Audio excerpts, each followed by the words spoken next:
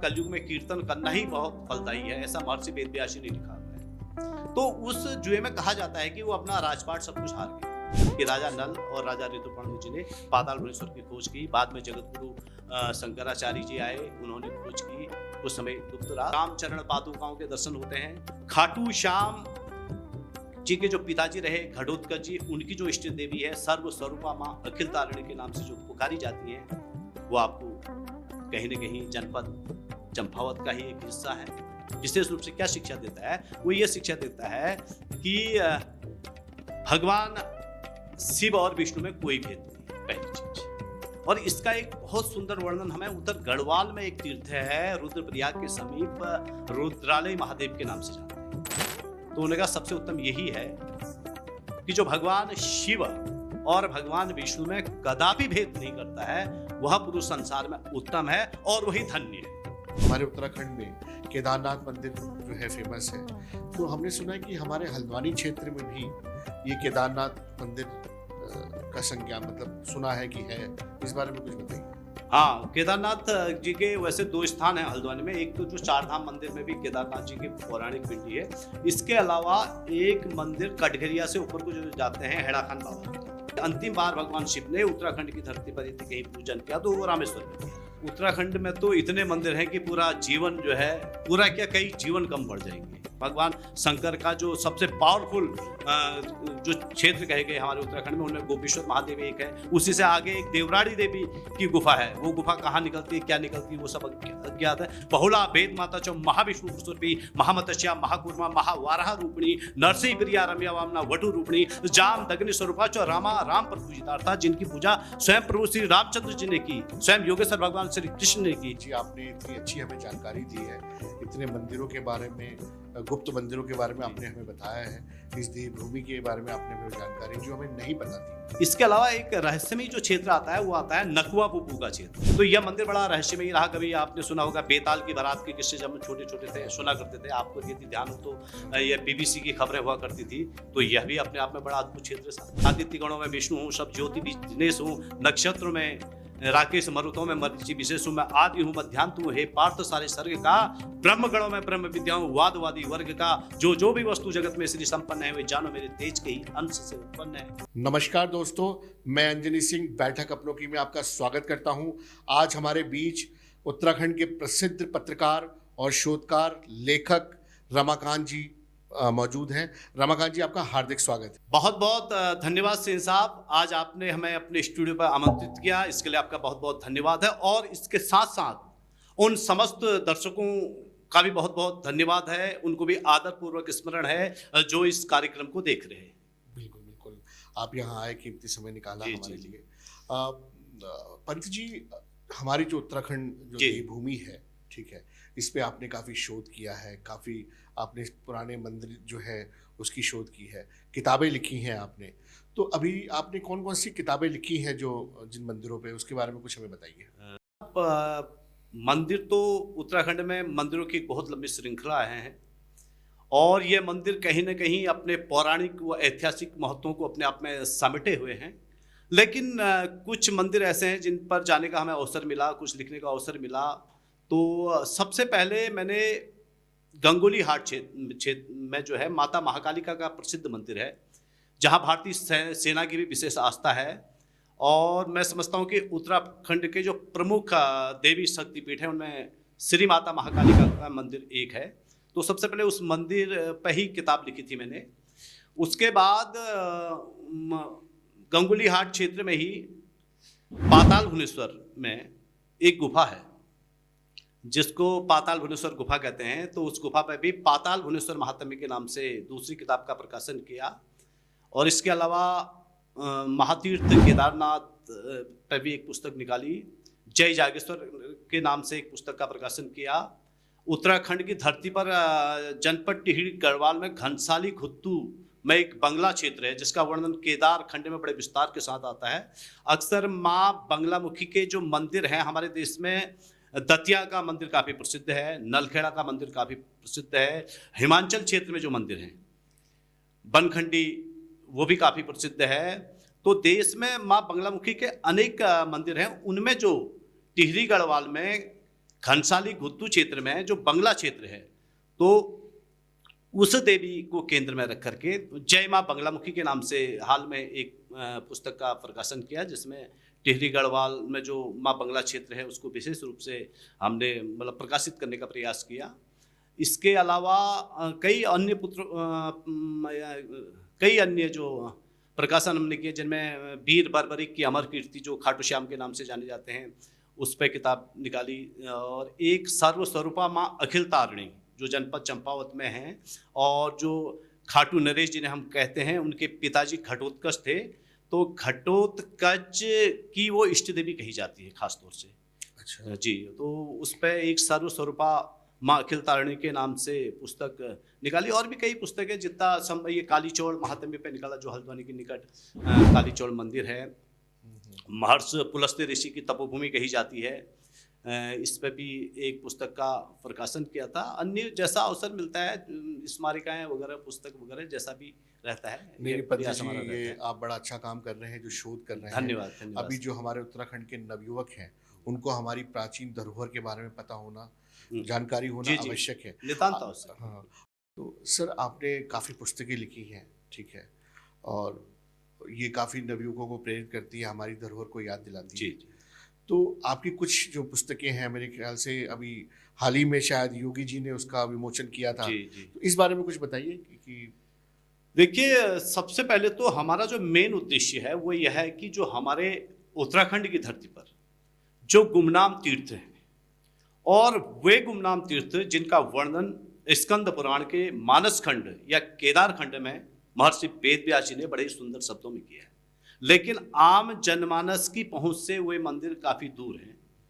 तो हमारा प्रमुख कार्य यह है कि उन मंदिरों को किसी भी तरह से प्रकाश में लाना, ताकि अधिक से अधिक लोग देवभूमि उत्तराखंड की महत्ता को जानें और उन तीर्थ स्थलों तक पहुँचें, और उन तीर्थ स्थलों पर पहुँच के अपने आराधना के सदापुष्प अर्पित करें।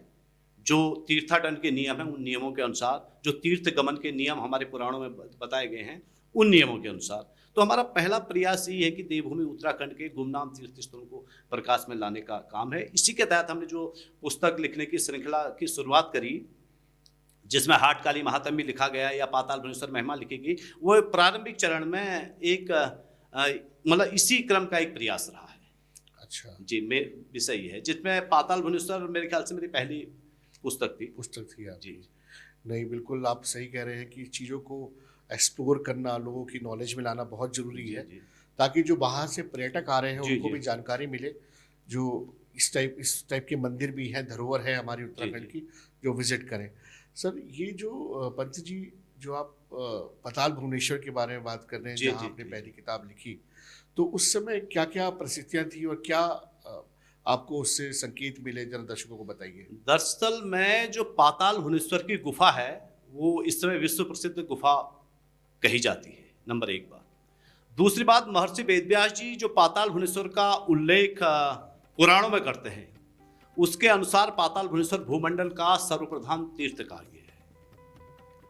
तीसरा विषय यह है कि पाताल भुवनेश्वर एक ऐसा तीर्थ स्थल है जहां पर हम इस भूमंडल में जितने भी तीर्थ स्थल हैं, उन तीर्थ स्थलों का मतलब एक हिसाब से संक्षिप्त रूप से उन सभी के हम पाताल भुवनेश्वर में दर्शन कर सकते हैं। जैसे पंच केदार, 5 केदारों के यदि हमें कहीं इकट्ठे दर्शन होते हैं तो पाताल भुवनेश्वर है। पंचभद्री के दर्शन होते हैं तो पाताल भुवनेश्वर में होते हैं। शेषनाग के फन की जो आकृति है, जिसमें पूरी पृथ्वी को टिका हुआ दिखाया गया है, उसके यदि हम दर्शन करते हैं तो पाताल भुवनेश्वर में करते हैं। कामधेनु गाय जिसका जिक्र हमारे पुराणों में विशेष रूप से आता है, उसके यदि हम दर्शन करते हैं तो हम पाताल भुवनेश्वर गुफा के भीतर ही करते हैं। और पाताल भुवनेश्वर गुफा के भीतर जो शिव पिंडी है भुवनेश्वर नाथ जी की, तो उस शिव पिंडी के ऊपर भी 3 पिंडियाँ हैं, जिन्हें हम अक्सर जो शिव को गुरु मानने वाले हैं, जो योगेश्वर भगवान शंकर को गुरु मानते हैं, तो उनके लिए भुवनेश्वर गुरु रूप में भी पूजित है, क्योंकि गुरु ही ब्रह्मा, गुरु ही विष्णु, गुरु ही देवो महेश्वर जो है, तो तीनों जो हैं ब्रह्मा विष्णु महेश उस पिंडी के ऊपर, भुवनेश्वर जी की पिंडी के ऊपर विराजमान है। इसके अलावा 33 कोटि देवताओं के दर्शन हमें वहाँ होते हैं। गणेश जी का कटा हुआ सर कहते हैं कहाँ रखा हुआ, पाताल भुवनेश्वर के भीतर है। काल भैरव की जीभ के हमें दर्शन पाताल भुवनेश्वर के भीतर होते हैं। ऐरावत हाथी के का जो विशाल रूप है, उसके दर्शन हमें पाताल भुवनेश्वर में होते हैं, गुप्त गंगा के दर्शन हमें पाताल भुवनेश्वर में होते हैं, पांडवों के इसमें जो प्राचीन जो यात्रा पथ के चिन्ह हैं वो हमें पाताल भुवनेश्वर में मिलते हैं, महर्षि वेद व्यास जी का और मार्कंडेय ऋषियों का और अनेक जो हमारे उसमें 9 नाग कहे गए हैं, अनंत, वासुकी, शेष, बद्रीनाथ, शंखपाल, धृतराष्ट्र, तक्षक, काली, कंबलम, इन 9 नागों का पूरा सार हमें पाताल भुवनेश्वर में मिलता है। पाताल भुवनेश्वरी देवी के दर्शन हमें पाताल भुवनेश्वर के भीतर होते हैं। मतलब एक अद्भुत संसार है पाताल भुवनेश्वर जी। अच्छा, बिल्कुल पंत जी, आप बिल्कुल बात सही कह रहे हैं। मैं थोड़ा ये जानना चाहूँगा, जैसे कुछ हमारे दर्शक जो है उत्तराखंड के नहीं है, बाहर के भी हैं, तो उनकी नॉलेज में मैं थोड़ा सा जानना चाहूँगा कि ये जो पाताल भुवनेश्वर मंदिर है जी, ये कौन सी लोकेशन है इसका, जो जी। है जरा बताइए कहाँ पड़ता है? पाताल भुवनेश्वर जो है ये जनपद पिथौरागढ़ में एक क्षेत्र है, गंगोली हाट। स्थानीय भाषा में उसे गंगावली भी कहते हैं। गंगावली का मतलब गंगाओं का प्रदेश। और उस क्षेत्र में पाताल भुवनेश्वर जो है एक पौराणिक प्रसिद्ध गुफा है। और यह गंगोली हाट से आगे चलकर एक कस्बा आता है गुप्तड़ी। गुप्तड़ी का भी वर्णन गुप्त क्षेत्र के रूप में पुराणों में किया गया है। और उस गुप्तड़ी से आगे चल करके पाताल भुवनेश्वर गांव के दर्शन होते हैं। पाताल भुवनेश्वर में एक पौराणिक मंदिर है पाताल भुवनेश्वर जी का, एक गुफा है, 2 चीजें। और दोनों का ही वर्णन बड़े सुंदर शब्दों में मानसखंड के भीतर महर्षि वेद व्यास जी ने किया है। और यह गुफा युगों युगों के इतिहास को अपने आप में समेटे हुए है। इसकी जो कहानी है विशेष रूप से जो हम दर्शकों को बताना चाहेंगे, यह अयोध्या में एक रामचंद्र जी के पूर्वज हुए जिनका नाम था राजा ऋतुपर्ण। अच्छा। और ऋतुपर्ण एक बहुत महाप्रतापी राजा हुए। और ऋतुपर्ण के बारे में तो कहा जाता है कि ऋतुपर्ण का कलयुग में कीर्तन करना ही बहुत फलदायी है, ऐसा महर्षि वेद व्यास जी ने लिखा हुआ है। और एक स्थान है राजस्थान में पुष्कर, जहां के राजा नल राजा हुए कभी। तो पाताल भुवनेश्वर की कथा के प्रसंग में जो सबसे पहले जिक्र आता है वो राजा ऋतुपर्ण का आता है। और दूसरा जो दंत कथाओं में खास तौर से प्रसंग आता है वो राजा नल का आता है। ऋतुपर्ण जी का वर्णन पुराणों में महर्षि वेद व्यास जी ने बड़े विस्तार के साथ किया। और राजा नल का जो वर्णन है वो भी पुराणों में कहीं पर इशारा दिया गया, लेकिन उसमें दंत कथाएं आपस में जुड़ी हुई है। वो कथाएं इस प्रकार हैं कि जो राजस्थान में जो राजा नल थे उन्हें चौपड़ खेलने का बहुत शौक था, ऐसा कहा जाता है। तो एक बार उन्होंने, मतलब एक कहते हैं कि जुआ किसी का नहीं होता है, मतलब जुआ किसी का सगा नहीं होता है, नहीं होता सही। तो एक बार जब उनको चौपड़ खेलने में बहुत सिद्धता हासिल थी तो उन्होंने एक काम किया, अपने राज्य में एक विशाल चौपड़ के खेल का आयोजन किया। और क्योंकि राजा ऋतुपर्ण और राजा नल परम मित्र थे उस समय, और एक दूसरे के सुख दुख के भागीदार थे, आपस में सुख दुख बांटा करते थे, लेकिन संयोगवश वो जब उन्होंने चौपड़ का आयोजन किया तो राजा ऋतुपर्ण को वो बुलाना भूल गए उन्हें आपसी में। तो उस जुए में कहा जाता है कि वो अपना राजपाट सब कुछ हार गए। अब जब राजपाट हार गए तो बड़ी गलानी हुई उन्हें। गलानी के चलते उन्होंने कहा अब क्या किया जाए। तो उनके मन में आया अब इस चीज के पश्चाताप के लिए हिमालय के घोर जंगलों की ओर चला जाए और वहां तपस्या की जाए। तो वह इस कार्य में सहयोग मांगने के लिए अपने मित्र राजा ऋतुपर्ण के पास गए। राजा ऋतुपर्ण ने कहा भाई चलिए ठीक है, हिमालय की यात्रा करते हैं मिल करके, अब आप पश्चाताप न करो। तो जब वो चलते चलते एक स्थान है जाड़ा पानी, रायआगर एक कस्बा है बेरीनाग को जाते समय, उससे जब हम गंगोली हाट की ओर आते हैं पाताल भुवनेश्वर की ओर, तो एक कस्बा है रायआगर।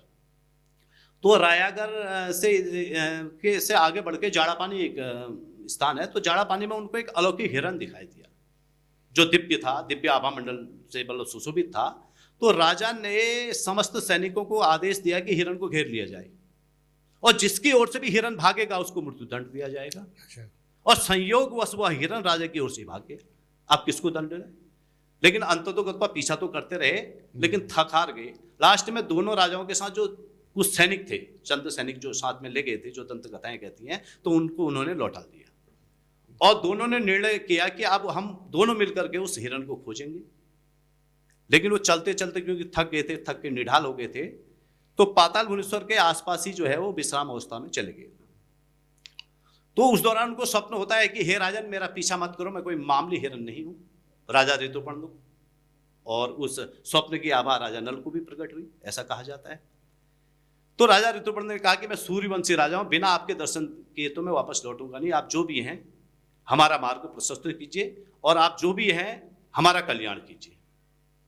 तो उन्होंने कहा ठीक है, तो इस क्षेत्र में एक पाताल भुवनेश्वर नाम की गुफा है, आप उस गुफा में प्रवेश कीजिए, वहां मेरा जो भी विराट वैभव है वो आपको देखने को मिलेगा और मेरी कृपा आपको मिलेगी। ऐसा स्वप्न में उनको आभास हुआ। खैर पाताल भुवनेश्वर के नजदीक पहुंचे दोनों राजा।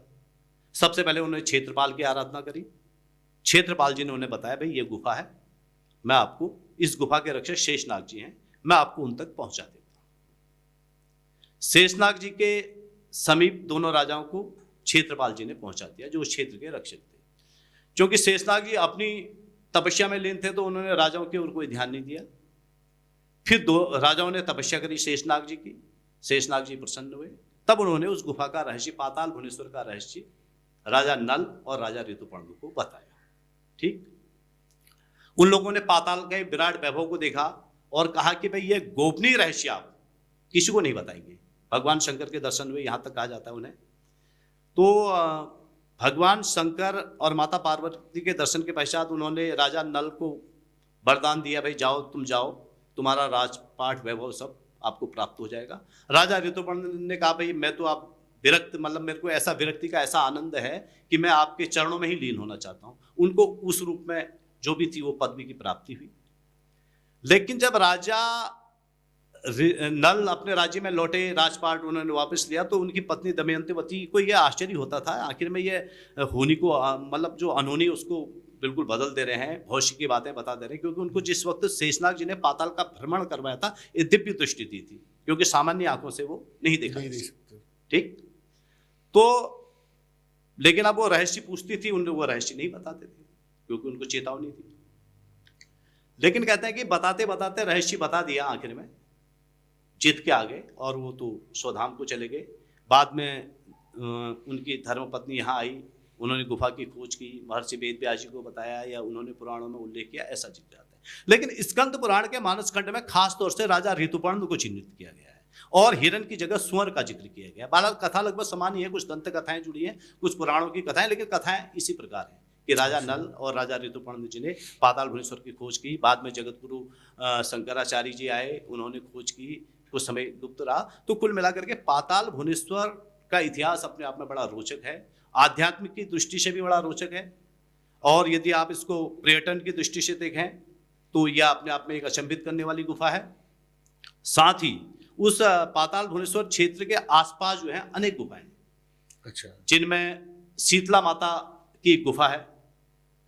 शीतला माता गुफा के भीतर विराजमान है, उसका भी वर्णन महर्षि वेद व्यास जी ने बड़े सुंदर शब्दों में किया है। गणेश्वर की गुफा है उस क्षेत्र में, उसका भी बड़ा सुंदर वर्णन आता है। और नीचे जाकर के रामगंगा में रामचरण पादुकाओं के दर्शन होते हैं, वो भी अपने आप में बहुत सिद्ध क्षेत्र है। और उस क्षेत्र में सबसे महत्वपूर्ण बात यह है कि एक भृगतंब पर्वत है, जिसको स्थानीय भाषा में भारवीय डान कहते हैं। डान का मतलब होता है पर्वत की चोटी।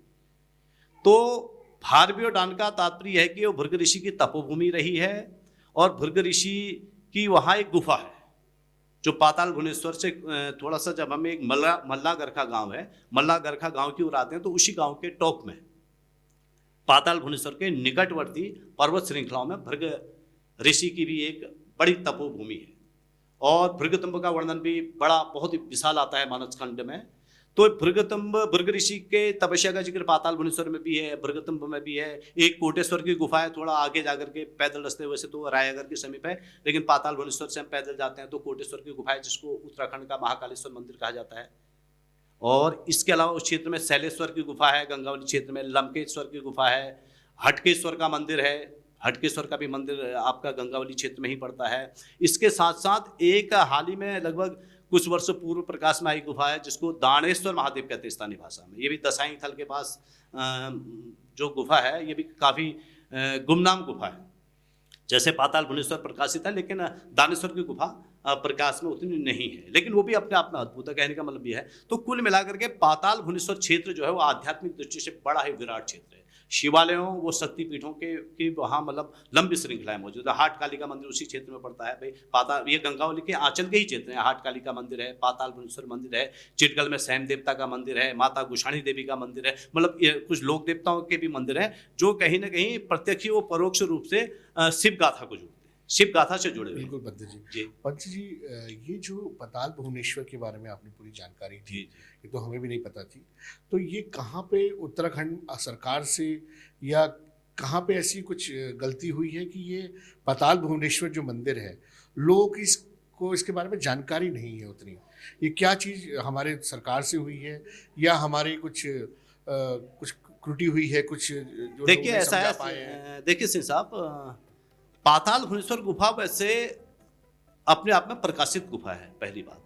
दूसरी बात, हाँ, गुफा का जो महात्म्य है, भाई राजा ऋतुपर्ण का जो जिक्र आता है पुराण में, हो सकता है वो बहुत ज्यादा प्रसारित न हो पाए, मतलब लोग जाते तो हैं और भक्तों की अपार श्रद्धा भी है, दूर दराज क्षेत्रों से भी भक्तजन आते हैं, देश विदेश के भक्तजन वहाँ जाते हैं। हालांकि जितनी सुविधाएं उस क्षेत्र में होनी चाहिए वो नहीं है, वो एक अलग विषय है। लेकिन किंतु जो पाताल भुवनेश्वर महात्म्य है वो वास्तव में आप सही करें कि जिस हिसाब से प्रकाशित होना था उस हिसाब से प्रकाशित नहीं हो पाया। लेकिन ये देवभूमि के आप भी हैं, हम भी हैं, तो हम लोगों की जिम्मेदारी बनती है कि जो सही तथ्य, जो वास्तव में जो पुराण संगत जो विषय हैं उनको प्रकाशित की जाए, क्योंकि दंत कथाएं और पौराणिक कथाएं में थोड़ी भिन्नता है। दंत कथाएं अक्सर भटक जाती हैं, मैंने आपसे कुछ कहा, आपने उनसे कुछ कहा, तो कहते कहते भटक जाते हैं, लेकिन पुराण प्रमाण है। तो पाताल भुवनेश्वर का जो महात्म्य है पुराणों में बड़े ही सुंदर शब्दों में है, अतुलनीय तीर्थों के रूप में है, भूमंडल के सर्वप्रधान तीर्थों के रूप में, और स्वयं राजा रामचंद्र जी के पूर्वज राजा ऋतुपर्ण ने जिस क्षेत्र में तपस्या की हो वो मतलब उसके रूप में उनकी ख्याति है। राजा नल की वो तपोभूमि कह सकते हैं आप। इसके अलावा जो हमारे देश के बड़े बड़े ऋषि मुनि रहे, चाहे वो पारस ऋषि का जिक्र आता हो, भारद्वाज ऋषि का जिक्र आता हो, सांडिल्य ऋषि का जिक्र आता हो, जो भी ऋषि मुनि रहे उन वो सब कहीं ना कहीं पाताल भुवनेश्वर की कृपा से धन्य हुए हैं, ऐसा पुराण कहते हैं। और इसके अलावा स्थानीय जनमानस दंत कथाओं में भी यही कथाएं प्रचलित हैं कि पाताल भुवनेश्वर की जो गुफा है वो अपने आप में अद्भुत है। इसके अलावा पाताल भुवनेश्वर मंदिर है, पाताल भुवनेश्वर मंदिर भी अपने आप में एक अद्भुत मंदिर है। वहाँ भी जो शिवपिंडी है वो भी कई पौराणिक गाथाओं को अपने आप में समेटे हुई है। उसका भी एक अलग मतलब एक अलग ही आध्यात्मिक इतिहास है। लेकिन पाताल भुवनेश्वर धरती का एक महान आश्चर्य है आध्यात्मिक की दृष्टि से, और तीर्थाटन की दृष्टि से भूमंडल का बहुत ही पवित्र तीर्थ है। पाताले भुजंगा से ही कहीं न कहीं वेद व्यास जी इस तीर्थ की महिमा की शुरुआत करते हैं। तो अपने आप में अद्भुत क्षेत्र है, और उसके तीर्थों, उस क्षेत्र के आसपास जो तीर्थ है उनके बारे में मैंने आपको बता दिया। लंबी श्रृंखला है, ये तो आपको मैंने संक्षिप्त में बताया। मुक्तेश्वर की गुफा वहाँ है, शीतलेश्वर की गुफा वहाँ है, कोटेश्वर की गुफा वहाँ है, ये मैं आपको बता चुका हूँ, कृतेश्वर की गुफा वहाँ है। तो सैल पर्वत अपने आप में बड़ा अद्भुत क्षेत्र है, वहाँ शक्तिपीठ और शिवालयों की बहुत ही लंबी श्रृंखला है, जिसके बारे में आप जानकारी चाहते हैं। आपने बिल्कुल बहुत सही जानकारी दी है जो हमें नहीं ज्ञात थी। और मैं दर्शकों से अनुरोध करूंगा कि जब आप कुमाऊं मंडल उत्तराखंड आए, हमारे कुमाऊं मंडल आए, आप लोग नीम करोली बाबा आश्रम आते हैं दर्शन करने के लिए, वैसे ही हमारे पाताल भुवनेश्वर भी आए, वहाँ दर्शन करें। इस मंदिर की बड़ी मान्यता है, इससे हमारी धारणाएं जुड़ी हुई हैं, इससे हमारी संस्कृति जुड़ी हुई है। अच्छा पंत जी, हमें थोड़ा सा ये बताइए कि हमारा जो उत्तराखंड है जी जी, ये दो मंडल में बटा हुआ है, एक तो गढ़वाल मंडल, एक कुमाऊं मंडल। तो ये जो कुमाऊं नाम जो है जी जी, ये कैसे पड़ा हमारे? वैसे कुमाऊं को पुराणों ने मानस क्षेत्र कहा है। पहली बात, मानस का मतलब है चिंतन से, कि यहाँ आइए, चिंतन कीजिए, तीर्थ स्थलों के दर्शन कीजिए, चिंतन कीजिए। तो वैसे तो उसको मानस क्षेत्र कहा है, अलग अलग समय में अलग अलग नाम रहे हैं, लेकिन जो कुमाऊं का विशेष रूप से नाम के बारे में जो चर्चा आती है, मैं आपको सीधे लिए चलता हूँ अपने शब्दों के माध्यम से, जनपद चंपावत की। जनपद चंपावत क्षेत्र भी जो है आध्यात्मिक दृष्टि से बड़ा ही समृद्धशाली क्षेत्र है। देखिए, बानरराज बाली की तपोभूमि बालेश्वर मंदिर चंपावत की शोभा है। सप्त ऋषियों की तपोभूमि ऋषेश्वर महादेव जी आपको चंपावत क्षेत्र में ही मिलेंगे।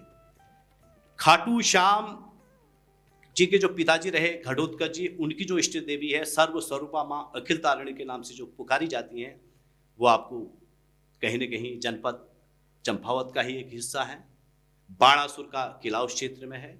हमारे उत्तराखंड के जो लोकप्रिय न्याय देवता हैं गुलजू की गाथा भी चंपावत से ही शुरू होती है। वैसे धौली धूमाकोट का भी चित्र आता है, लेकिन विशेष रूप से चंपावत को उनका प्रथम केंद्र माना गया है। इसी तरह वहाँ शिवालयों की भी बहुत लंबी श्रृंखला है, जिनमें मानेश्वर का एक शिवालय है, जहाँ पांडवों ने अपने पिताजी का श्राद्ध किया था। मानस गंगा के भी दर्शन वहाँ होते हैं।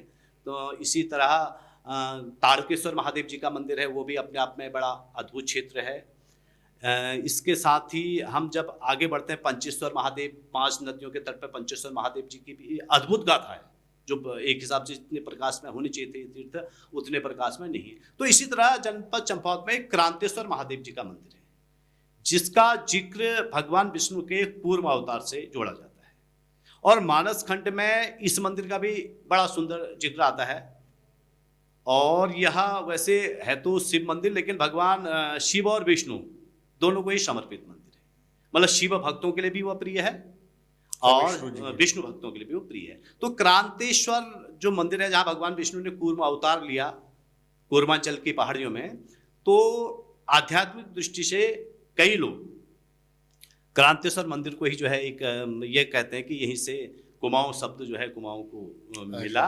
और दूसरी बात यह कि भगवान शिव और विष्णु के भक्तों का वह एक केंद्र है। और वो जो ये शिक्षा देता है हमें, विशेष रूप से क्या शिक्षा देता है, वो ये शिक्षा देता है कि भगवान शिव और विष्णु में कोई भेद नहीं है, पहली चीज।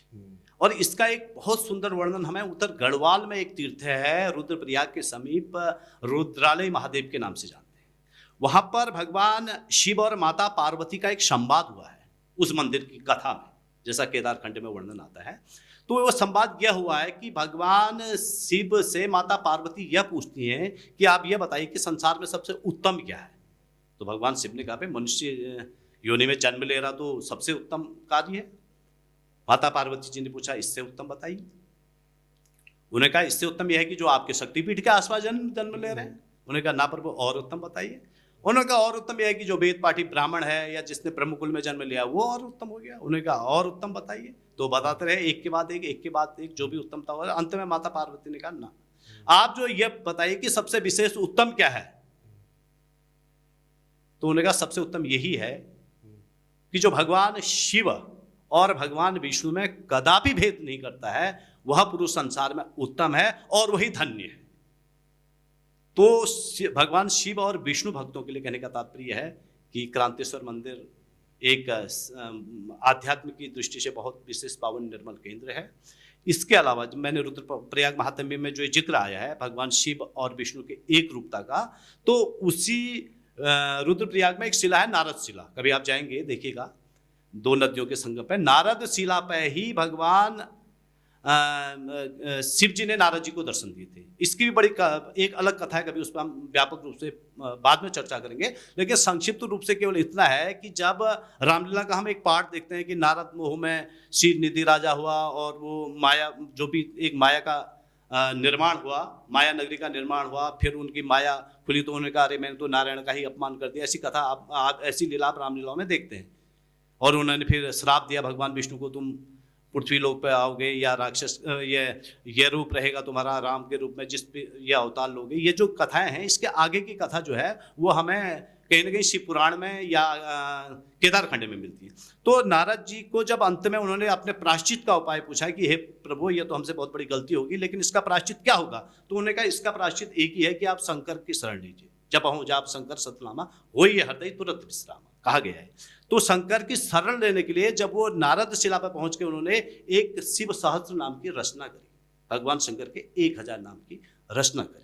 एक विष्णु सहस्त्र नाम है, वो अलग है, वो आपको शिव पुराण में मिलेंगे। नारद कृत शिव सहस्त्र नाम जो है उसका जो उल्लेख आता है वो केदार खंड में आता है। 1000 नामों का वो एक स्तोत्र है। श्री शिव कल्याण दाता, भव्य भावगमी उसके द्वारा दैत्यों को कंपित करने वाले, शिवा के अधिपति, सीता क्रसु शंभु, कल्याण उत्पादक, स्वयंभू, आत्मितो विभु, सर्वज्ञ बहुतों को मारने वाले, भवानी के पति, अच्युत, तंत्र शास्त्र से प्रमोद करने वाले, तंत्र शास्त्र के प्रदर्शक और तंत्र प्रिय और तंत्र गंभीर, अनंत तंत्र वाले। मतलब इस तरह से 1000 नाम है। तो इन 1000 नामों से जब उन्होंने भगवान शंकर की स्तुति करी तो वहीं से संसार को एक अलौकिक चीज मिली। जैसे हम कहते हैं कि पत्रकारिता बहुत प्राचीन है भाई। आम तो हम ये कहते हैं कि 30 मई को पत्रकारिता का उदय हुआ है, उदंत मार्तंड का प्रकाशन हुआ, पंडित युगल किशोर शुक्ल उसके संपादक थे। ये तो आधुनिकता की बात है। यदि हम पौराणिकता की बात करें तो आध्यात्मिक पत्रकारिता और संसार में शब्द की उत्पत्ति का विशिष्ट केंद्र भी उत्तराखंड ही रहा है, क्योंकि वहीं पर कहा गया है कि नाद, नाद से वर्ण, वर्ण से पद, पद से वाक्य और वाक्य वचन से ही समूचा संसार बना हुआ है। यह ज्ञान नारद जी को रुद्रप्रयाग तीर्थ में हुआ। तो इसलिए ये क्षेत्र अपने आप में बड़े अद्भुत हैं। तो विषय यह था कि कुमाऊं नाम, तो कुमाऊं नाम का विषय यह है कि यह विशेष रूप से आध्यात्मिक जगत में क्रांतेश्वर जो महादेव है उसी को कुमाऊं शब्द से आध्यात्मिक जगत में जोड़ा जाता है।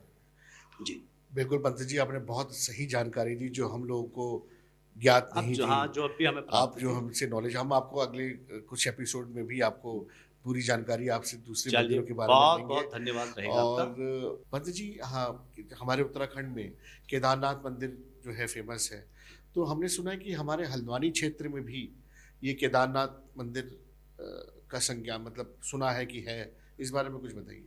हाँ, केदारनाथ जी के वैसे 2 स्थान हैं हल्द्वानी में। एक तो जो चारधाम मंदिर में भी केदारनाथ जी की पौराणिक पिंडी है, इसके अलावा एक मंदिर कटघरिया से ऊपर को जो जाते हैं हेड़ा खान बाबा जी का, उसके भीतर केदारनाथ जी की स्वयंभू पिंडी है जो अति प्राचीन है। और वास्तव में बहुत कम दर्शकों को इसकी जानकारी, क्योंकि अपने क्षेत्र में कुछ ऐसे गुमनाम तीर्थ स्थल हैं जिनके बारे में वास्तव में बहुत कम, जैसे देवगुरु बृहस्पति महाराज जी का मंदिर जनपद नैनीताल में पड़ता है, बहुत कम लोगों को जानकारी है। महर्षि पुलस्त्य ऋषि की तपोभूमि कालीश्वर, बहुत कम लोगों को जानकारी है। इसके अलावा सूर्या देवी का मंदिर इस क्षेत्र का बहुत पौराणिक मंदिर है, बहुत ही कम लोगों को जानकारी है। तो इस तरह से हल्द्वानी से आगे रामेश्वर मंदिर, जहाँ 2 शिवलिंग हैं, अपने आप में बड़ा आध्यात्मिक महत्व वाला क्षेत्र रहा है। वो भी कटघरिया से आ गई है थोड़ा आगे ये जाके। तो रामेश्वरम मंदिर तो पंत जी हमने सुना है कि साउथ में भी ना साउथ में भी है। यहाँ के मंदिर की बात बता रहा हूँ। इसके अतिरिक्त जो उत्तर भारत का रामेश्वर है, वह मंदिर तो रामचंद्र जी की नरलीला का अंतिम केंद्र माना गया है कि अंतिम बार भगवान शिव ने उत्तराखंड की धरती पर यदि कहीं पूजन किया तो वो रामेश्वर में किया। वो घाट पनार के पास जब आप पिथौरागढ़ को जाएंगे तो घाट पनार के पास वो रामेश्वर मंदिर है। उस रामेश्वर मंदिर का जो आध्यात्मिक इतिहास है वो भी पुराणों में वर्णित है। महर्षि गौतम हो गए, भीष्म पितामह हो गए, यह मतलब उस मंदिर की तीर्थ गाथा को जोड़े हुए हैं। तो पंत जी, हमारे उत्तराखंड में काफी लोकप्रिय मंदिर हैं। जी जी। और जो कुछ हिडन मंदिर हैं, जो गुप्त मंदिर है, उसके बारे में आपने जानकारी दी। और भी कुछ ऐसे गुप्त मंदिर हैं जिसके बारे में आप बताना चाहेंगे जो हमसे कुछ मिस हो गया हो, कुछ बार से साहब, उत्तराखंड में तो इतने मंदिर हैं कि पूरा जीवन जो है, पूरा क्या कई जीवन कम पड़ जाएंगे उनका यदि हम इतिहास जानने का प्रयास करें, क्योंकि हरि अनंत हरि कथा अनंता, ऐसा तो एकदम नहीं है कि हम बहुत कुछ सभी कुछ समेट लेंगे। लेकिन फिर भी जैसे उत्तराखंड की धरती पर देवगुरु बृहस्पति महाराज जी का मंदिर बताया मैंने, एक हिसाब से बहुत कम लोग जानते हैं। इसके अलावा जनपद बागेश्वर के कमशार घाटी में चंडिका माता की एक गुफा है, और चंडिका माता की पूरे क्षेत्र में मैं समझता हूँ शयन अवस्था में जो मूर्ति के दर्शन होते हैं वो हमें चंडिका गुफा में ही होते हैं। ये कमशार घाटी में पड़ता है, जनपद बागेश्वर के। अच्छा, बागेश्वर। जी जी, क्योंकि वो पूरा जो कमशार घाटी क्षेत्र है वो शांडिल्य ऋषि की तपोभूमि कही गई है। उस क्षेत्र में चंडिका गुफा और एक कपूरी देवी, कपूरी गांव में कपूरी देवी का मंदिर है, बहुत कम लोग जानते हैं। उसी क्षेत्र में श्रृंखला में हम आगे बढ़ते हैं, भद्रकालिका का मंदिर भी आध्यात्मिक दृष्टि से जितना पॉपुलर होना चाहिए था उतना नहीं है, क्योंकि उत्तर भारत का वो एकमात्र ऐसा वैष्णो पीठ है जहाँ नारियल का भी बलिदान नहीं होता है, बलिदान के नाम। जहाँ अक्सर देवी मंदिरों में, शक्तिपीठों में बलिदान की गाथाएं कही जाती थी पहले, लेकिन वहां पर बलिदान के नाम पर नारियल का भी बलिदान नहीं होता है। तो इतना पावरफुल स्टेशन है, मंदिर है, मंदिर के नीचे गुफा है, गुफा के नीचे गंगा है। उससे थोड़ा हम आगे चलते हैं, सनी उडियार जो क्षेत्र है, शांडिल्य ऋषि की तपोभूमि रही है, नंदिन महाराज जी की तपोभूमि रही है। उससे आगे जाकर शिमाली गांव में माता भद्रकालिका का एक और मंदिर है, प्राचीन मंदिर है, उसके बारे में तो स्थानीय लोगों को भी ढंग से जानकारी नहीं है। इसके अलावा हम उसी क्षेत्र में गोपेश्वर महादेव, जिसको उत्तराखंड का वृंदावन कहा जाता है, गोपी वन क्षेत्र कहा जाता है, और भगवान शंकर का जो सबसे पावरफुल जो क्षेत्र कहे गए हमारे उत्तराखंड में, उनमें गोपेश्वर महादेव एक है। उसी से आगे एक देवराड़ी देवी की गुफा है, वो गुफा कहाँ निकलती है, क्या निकलती है, वो सब अज्ञात है। तो एक नहीं, मंदिरों की तो बहुत लंबी श्रृंखला है। बंगला तीर्थ है वो अपने उत्तराखंड में टिहरी गढ़वाल घनसाली गुत्तू क्षेत्र में, जबकि बंगला माता के बारे में यह कहा गया कि नलखेड़ा मंदिर में उनका प्रसिद्ध मंदिर है, दतिया में उनका प्रसिद्ध मंदिर, लेकिन उनसे भी प्राचीन मंदिरों का जो वर्णन केदारखंड में मिलता है वो इस बंगला तीर्थ का मिलता है, जिन्हें बंगला, विष्णु मेहता, विष्णु शंकर भामनी, बहुला, वेद माता चौ, महाविष्णु प्रसूरपी, महामत्स्या, महाकूर्मा, महावाराह रूपिणी, नरसिंह प्रिया, रम्या वामना, वटु रूपिणी, जाम दग्नि स्वरूपा चौ, रामा राम पर पूजिता, अर्थात जिनकी पूजा स्वयं प्रभु श्री रामचंद्र जी ने की, स्वयं योगेश्वर भगवान श्री कृष्ण ने की। तो ऐसी आध्यात्मिक ऊर्जा को समेटे हुए बंगला तीर्थ के बारे में लोगों को पता ही नहीं, गुमनामी के साय में। जबकि माता बंगलामुखी का विराट महत्व पुराणों में आता है। बिना बंगला के तो पांडवों की वो इष्ट देवी रही, कौरव पांडव दोनों ने ही माँ बंगलामुखी को पूजा है। रावण और राम दोनों ने ही माता बंगलामुखी की आराधना करी है।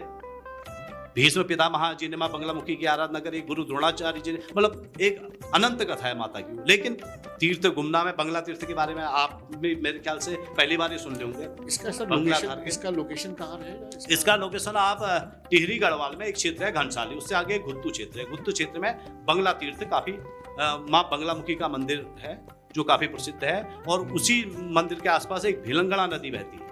अच्छा। वो भी गंगा के समान परम पूजनीय है, और उसके सामने पहाड़ी पर जो है बंगला के अनेक अलौकिक क्षेत्र हैं जिनके बारे में बहुत कम लोगों को जानकारी। कुल मिला के देवभूमि उत्तराखंड की महिमा सेसाब अपरंपार है, जिसे शब्दों में कदापि नहीं। बिल्कुल सही बात बोली पंडित जी, आपने इतनी अच्छी हमें जानकारी दी है, इतने मंदिरों के बारे में, गुप्त मंदिरों के बारे में आपने हमें बताया है, इस देवभूमि के बारे में आपने हमें जानकारी जो हमें नहीं पता थी। तो सर, हमारे जो उत्तराखंड में नैनीताल जिले में, हाँ, जिसका जिक्र हुआ था, हाँ, तो इसमें कौन कौन से रहस्यमय मंदिर और हैं जो जिसके बारे में आपको जानकारी है? जनपद नैनीताल में भी साफ तीर्थ, मतलब एक से बढ़ के एक पावन तीर्थ स्थल है। सिद्धों का क्षेत्र ही है। देवगुरु बृहस्पति महाराज जी के बारे में मैंने आपको बताया था। कालीचौड़ हमारे नजदीकी है। इसके अलावा एक रहस्यमय जो क्षेत्र आता है वो आता है नकुआ बुबू का क्षेत्र। नकुआ देवता कहते हैं उनको स्थानीय भाषा में। स्थानीय भाषा में नकुआ बुबू कहा जाता है। नकुआ देवता के रूप में पूजित है। बेताल घाट में बेतालेश्वर महादेव जी के वो एक गण माने गए हैं। तो यह मंदिर बड़ा रहस्यमय रहा। कभी आपने सुना होगा बेताल की बारात के किस्से, जब हम छोटे छोटे थे सुना करते थे। आपको यदि ध्यान हो तो ये बीबीसी की खबरें हुआ करती थी। तो यह भी अपने आप में बड़ा अद्भुत क्षेत्र था। यहाँ भी शोध की आवश्यकता है, क्योंकि उस क्षेत्र में बहुत एक से एक मंदिरों की श्रृंखला है, जिनमें कौशलेश्वर महादेव जी का जिक्र आता है।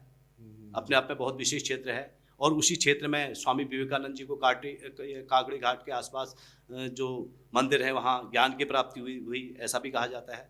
तो कुल मिलाकर के जो योगेश्वर भगवान श्री कृष्ण ने गीता में कहा है कि एक सार आता है कि आदित्य गणों में विष्णु हूँ, सब ज्योति दिनेश हूँ, नक्षत्रों में राकेश, मरुतों में मरीचि विशेष हूँ, मैं आदि हूँ मध्यांत हूँ, हे पार्थ सारे सर्ग का, ब्रह्म गणों में ब्रह्म विद्या हूँ, वादवादी वर्ग का, जो भी वस्तु जगत में श्री संपन्न है वे जानो मेरे तेज के ही अंश से उत्पन्न है। अर्थात श्री हरि के तेज से उत्तराखंड की आभा मंडल में तीर्थ स्थलों की बड़ी अलौकिक भरमार है, जिस पर कभी क्रमबद्ध चर्चा की जा सकती है। प्रत्येक मंदिर को के इतिहास को दर्शकों के सम्मुख लाया जा सकता है। ऐसा आप प्रयास कीजिएगा, जो भी हमारा सहयोग होगा हम आपको। बिल्कुल पंडित जी। अच्छा पंडित जी, आप ये जो हमारे गुप्त मंदिर हैं जी, आप थोड़ा सरकार को भी बोलना चाहेंगे इस बारे में कि वो भी थोड़ा सा इस पे ध्यान दे? वैसे सरकारी जानकारी जी जी जी सरकारी, वैसे मैं समझता हूँ कि वर्तमान समय में सरकार ने बेहतर ध्यान दिया है, क्योंकि जब हमने भद्रकाली पुस्तक लिखी थी, उसके बाद भद्रकाली तीर्थ में अनेक कार्य हुए, सरकार ने संज्ञान में लिया। और मानस खंड मंदिर माला तो सरकार का की एक योजना चली रही है यहाँ के तीर्थ स्थलों को प्रकाश में लाने की। लेकिन मैं इतना कहना चाहूँगा कि जो अन्य गुमनाम क्षेत्र हैं, जो जिनकी उपयोगिता पुराणों में बहुत विराट कही गई है, उन मंदिरों को भी, जैसे चंडिका मंदिर क्षेत्र है, लाल कुआं के प्रवेश द्वार लाल कुआं क्षेत्र में माता अवंतिका का बहुत प्राचीन मंदिर है, जबकि अवंतिका का मंदिर लाल कुआं में एकमात्र, मतलब इस उत्तराखंड के धरती में मैं समझता हूँ केवल अवंतिका माता का मंदिर है।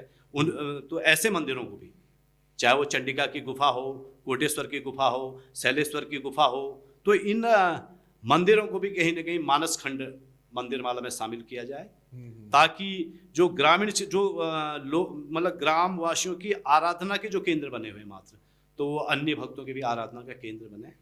तो ऐसी हम सरकार से मांग करते हैं। बहरहाल वर्तमान समय में हमने जिन जिन भी तीर्थ स्थलों को प्रकाशित किया, सरकार ने उन पर बहुत अच्छा कार्य किया। हाँ, संज्ञा, चाहे वो पाताल भुवनेश्वर हम बहुत पहले से लिखते आ रहे हैं। इसके अलावा हाट कालिका पे काफ़ी समय से लेखन चला है। अन्य कई पत्रकार साथियों ने, हमारे जो उस क्षेत्र के पत्रकार साथी हैं, उन्होंने बहुत बेहतर से उस क्षेत्र के देवालयों को मतलब प्रकाश में लाने का कार्य किया है। तो मिलकर के, कहने का तात्पर्य हम सभी लोग मिलकर के कार्य करें और सरकार को भी बताएं, तो अवश्य सरकार इस दिशा में कार्य कर ही रही है। बिल्कुल पंडित जी। अच्छा पंडित जी, कुछ साल पहले जागेश्वर हमारे मंदिर में जी, जागेश्वर धाम में हमारे प्रधानमंत्री माननीय नरेंद्र मोदी जी आए थे, उन्होंने वहाँ दर्शन किए। उसके बाद से वहाँ पे पर्यटक स्थल बड़ा है, पर्यटन बड़ा है, काफ़ी श्रद्धालु आने लगे। नीम करोली आश्रम जो है, यहाँ पे विराट कोहली आए और काफ़ी बीच में लोग आए, तो वहाँ पे भी पर्यटन स्थल बड़ा है। इस तरीके से कोई बाहर का, कोई हमारा कोई प्रसिद्ध जो प्राइम मिनिस्टर हो चाहे हमारे रक्षा मंत्री हो, कोई आए यहाँ पे तो थोड़ा सा पर्यटन और बढ़े, या मुख्यमंत्री जी भी थोड़ा सा उसको बढ़ावा दें, तो हिसाब से लगता है कि कोई सेलिब्रिटी आता है तभी लोग मंदिर जाना।